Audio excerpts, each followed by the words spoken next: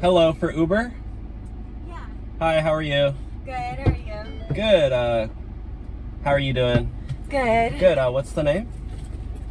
You say my name. Oh, no, you guys say my name, because I'm the Uber driver. What's your name? No, every other time I get picked up by Uber, they say my name.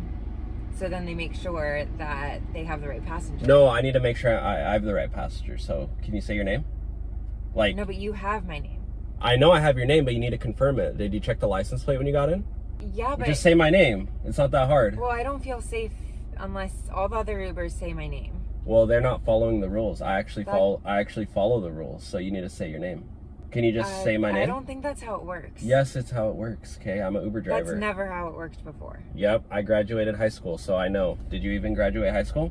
Yes? How is that relevant? I mean, I have my diploma, so I don't know. Just say your name.